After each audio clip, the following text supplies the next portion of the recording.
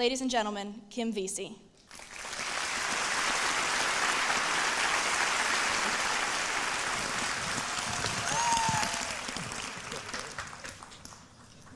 I suspect most of you have experienced birth, either yourself or through a loved one.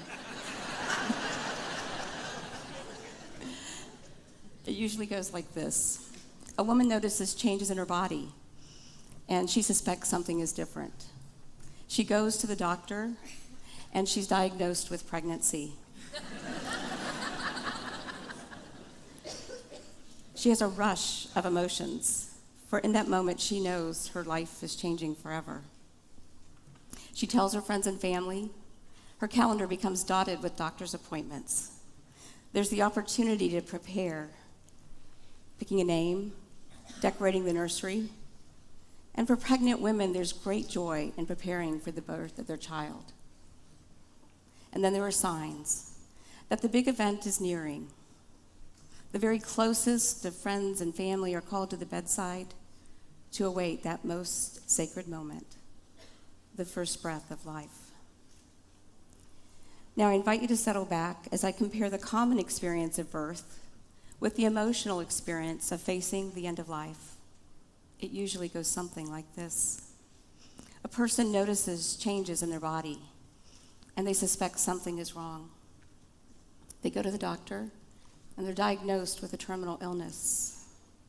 They have a rush of emotions, for in that moment they know their life is changing forever. They tell their friends and family. Their calendar becomes dotted with doctor's appointments. There's the opportunity to prepare, updating a will, marking an item or two off of their bucket list. But you see, unlike birth, preparing for death is not a joyous occasion. So while some people will prepare, many will not. And then there are signs that the big event is nearing. The very closest of friends and family are called to the bedside to await that other most sacred moment, the final breath of life. I've had the honor and the privilege of being a hospice nurse for over 30 years. And the years I spent caring for patients at the bedside, I walked with over 1,000 patients and families on their end-of-life journey. I was at the bedside of over 100 people as they took their final breath, each one truly a sacred experience. People who are dying have a very unique perspective on life, different than yours and mine. It can make them incredible teachers. Today I'm going to share 2 of the many lessons my patients taught me. The first is that, like birth, death can indeed be beautiful. And the second is that we have the choice, when we're experiencing significant life-changing events, to approach them with our head, thinking, planning, doing, researching, just about anything but feeling. So we can approach events with our heads, or we can approach these events with our heart. And that's where the emotion comes in. That's where the feeling is, where we can be vulnerable, where we can talk about our fears, where we can talk about dreams that may not come to fruition. We can reminisce. We can tell somebody how much they mean to us and how much we love them. We can even create new memories. Ideally, it's a blend of both, head and heart presence. I have a few stories that I think will help illustrate this more clearly. Mary was a 75-year-old woman who had had breast cancer for many years. In recent months, her cancer had spread to her bones and had affected her spine, so she was no longer able to walk. On my first visit to their home, I knocked on the door, and her husband, Frank, came to the door, and he steps out, closes the door behind him, and rather gruffly says, "She doesn't know she has cancer, and she's not going to. Got it?"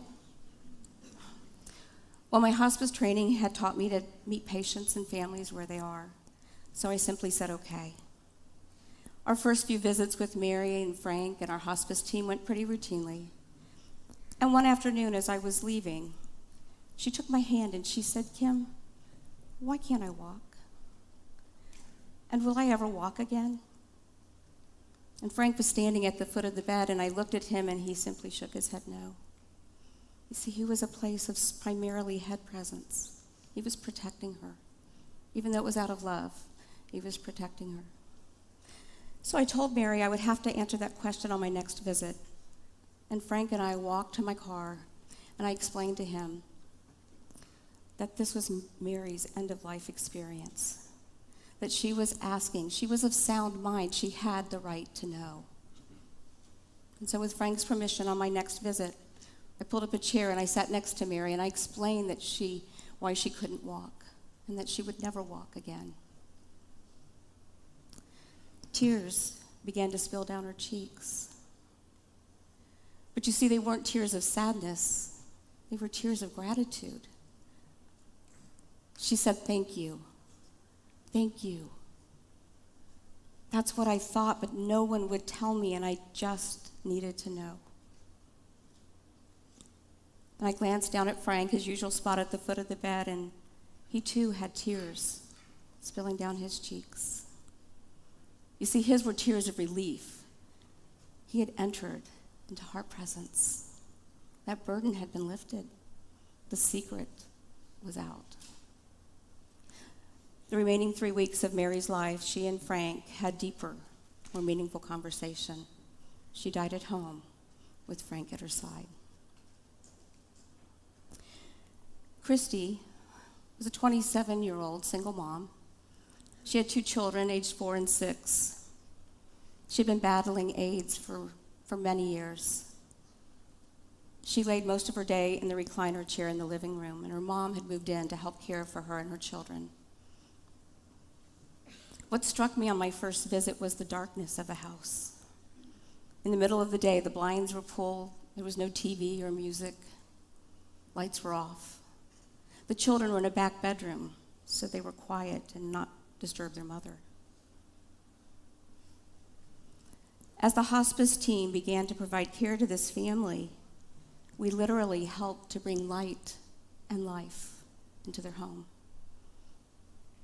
It was interesting to watch the transition as I'd show up for a visit and the blinds were open, and there'd be music playing or the TV on, the children sitting at the foot of the recliner playing games. There were times that I came and the children were now in the recliner with their mom, reading stories, making new memories. One particular day I arrived and walked into the kitchen with Christy's mom, and I could hear giggling. The children were giggling. What a heartwarming sound. They were looking at a photo album of better times, happier times, reminiscing. They told me a story that Christy was a local country western singer, and she performed in clubs around town, and her trademark outfit was this bright red sequenced vest, big blonde hair, and her voice was a voice of an angel. It was hard to imagine as I looked at her 70-pound body failing, lying in that recliner. Much sooner than anyone had hoped, Christy died at home comfortably with her mom and her children at her side. But that's not the end of the story. A few nights later, when I got to the funeral home to attend her visitation, her 6-year-old daughter met me at the door and literally took my hand and pulled me through the funeral home past the people waiting in line. She said, "Come quick, you have to see." We got to the edge of the casket, and there was Christy in her bright red sequenced vest and her big blonde hair. Her daughter looked up at me with her big brown eyes, and she said, "Look, Miss Kim, God made Mommy beautiful again." Indeed he had.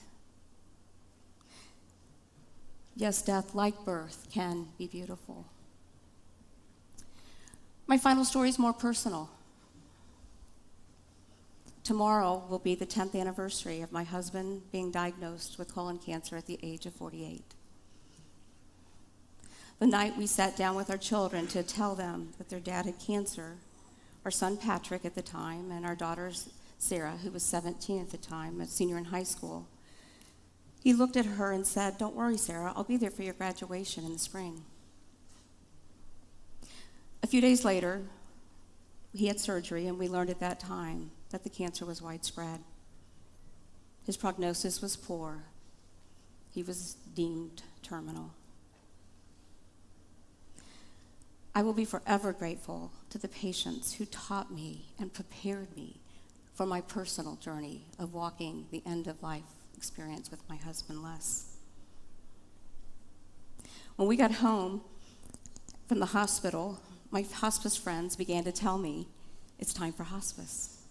Me, the person who knew hospice, who knew the beautiful benefits of symptom management and comfort and emotional support, spiritual support, I looked at my friends and I said, no.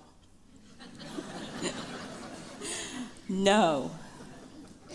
He doesn't need it. I don't want it. He's not ready for it. I didn't want him to think I was giving up. A few more days of providing care, a little more weariness. We called in hospice because I realized I couldn't be his hospice nurse and his wife and do both of those well. The hospice team came in, and within a few days, Les had shared with them his promise to Sarah. They went to work very quickly. An ambulance arrived a few days later at our home, picked up Les and took him down the street to a community center. We walked into the room, and many friends and family had gathered. Patrick and I took our place at the side of Les's stretcher, and the room became hushed. The sound of pomp and circumstance filled the air, and in processed Sarah in her white cap and gown. She went to the superintendent, and he bestowed upon her her high school diploma, and just like any good graduate, she pumped her arm in the air, and she went straight to her dad and kissed him. She said, "We made it, Dad." She later explained that in that moment, she knew that she was telling her father goodbye, that she knew he could die in peace, and that she could live the rest of her life knowing they'd kept a promise to each other. Just 2 weeks later, Les lay unconscious in our bed. Patrick kneeling at the right side of the bed, holding his hand. Sarah lying across our bed, holding Les's left hand. His head was cradled in my arm. My experience told me that death was near. I said that to my children, and we each told Les we loved him. With the help of our faith and our family and friends and certainly hospice, we bid Les a beautiful and love-filled farewell. It's my hope for you that when you face losing someone you love, I hope that you can be present with not just your head, but that you'll have the courage to be vulnerable and be present with your heart so that you too can be witness to the sacred beauty of death.